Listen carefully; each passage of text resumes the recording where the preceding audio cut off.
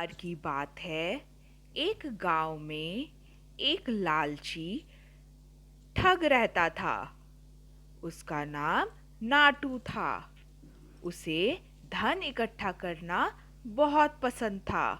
लोगों से बोलता कि अगर तुम मुझे कुछ पैसे दोगे तो मैं कुछ ही दिनों में उसका 10 गुना तुम्हें वापस करूंगा और तुम माला माल हो जाओगे। कुछ लोग अमीर बनने के चक्कर में उसे पैसे दे भी देते थे और एक बार जब उसने पैसे ले लिए फिर वो कभी उस जगह पे दिखाई नहीं देता था।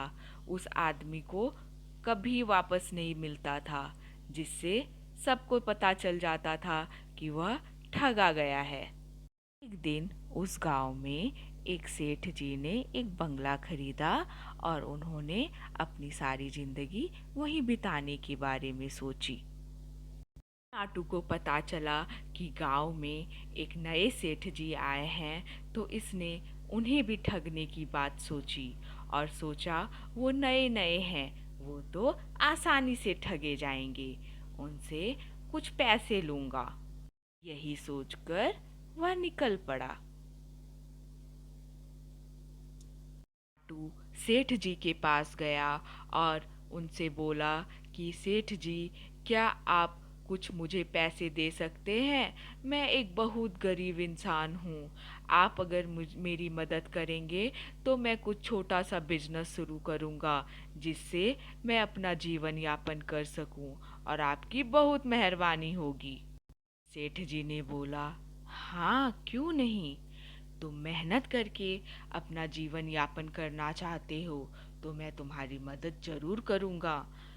लो, कुछ पैसे मैं तुम्हें देता हूँ। सेठ जी को बुद्धू बना के वो बहुत खुश हो गया और बोला, नहीं, ये तो माल देने वाला पार्टी है, अब इसे छोड़ूंगा नहीं। सेठ जी के पास रोज आने लगा और किसी न किसी बहाने से उनसे पैसे ऐंठने लगा। सेठ जी बुद्धिमान थे और उन्हें अब इस नाटू पे शक होने लगा। उन्हें समझ आने लगा कि ये उसे ठग रहा है।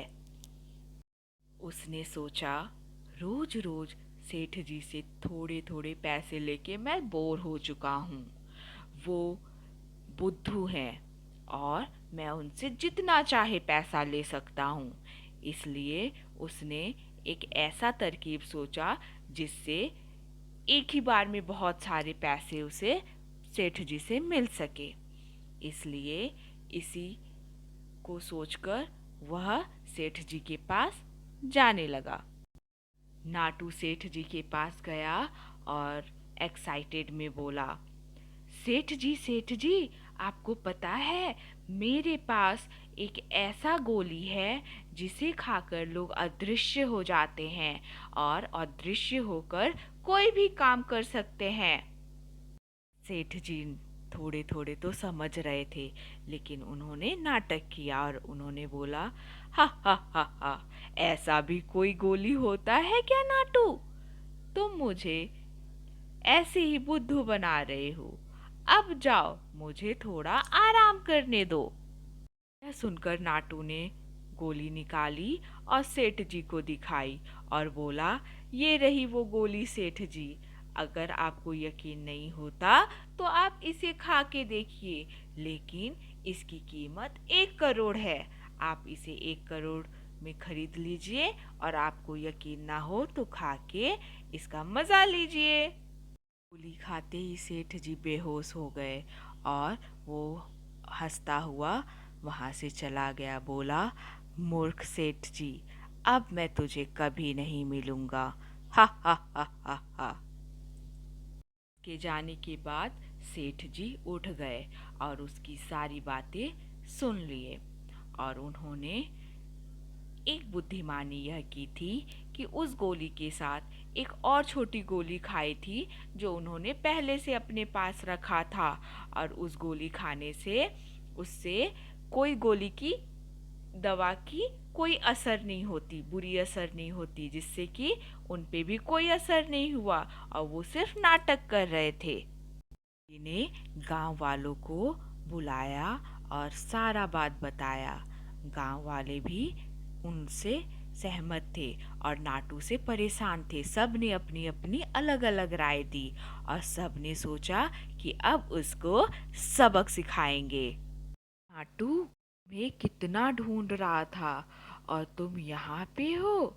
मैं तुम्हें धन्यवाद कहने आया था कि जो तुमने वो गोली दी थी वो सच में अदृश्य करने वाली थी। आज मैं तुम्हें बहुत धन्यवाद देना चाह रहा हूँ और इसके लिए तुम्हें जो चाहे कीमत तुम मुझसे मांग सकते। सोच रहा था ये क्या बोल रहा है ये आदमी, लगता है पागल हो गया है। और इसे इस जगह का पता किसने बताया? अब तो ये मेरा सारा कुछ जान चुका है। इसे जिंदा रहने का कोई हक नहीं है, नहीं तो ये जाके पुलिस को बोल देगा। अब मैं इसे मार दूंगा। बहुत मूर्ख है सेठ, अब मैं तुझे नहीं छोड़ूंगा। इसे नहीं छोड़ेगा? तेरी तलाश कब से सब सारे लोगों को थी और इतना सारा धन तुमने जमा कर लिया है। सीधे साधे लोगों को बुद्धू बनाना तुम्हारा पेशा हो गया है। अब तू अदृश्य कैसे होता है ये हम लोग तुझे बताएंगे। तुझे क्या लगा सेठ जी एक बुड़बक है? तू इस बार बुद्धू बना है। अब हम लोग कोई तुझे नहीं छोड़ेंगे। पुलिस तुम्हें अच्छा सबक सिखाएगी। चल तू मेरे साथ। तरह सेठ जी की होशियारी से एक गंदा इंसान नाटू पकड़ा गया और सब बहुत खुश हुए और सेठ जी को धन्यवाद दिया। इस कहानी से हमें यह सीख मिलती है कि हमें लालची नहीं होना चाहिए और हमें दूसरों को ठगने की कोशिश भी नहीं करनी चाहिए, नहीं तो हम बुरे फंसते हैं।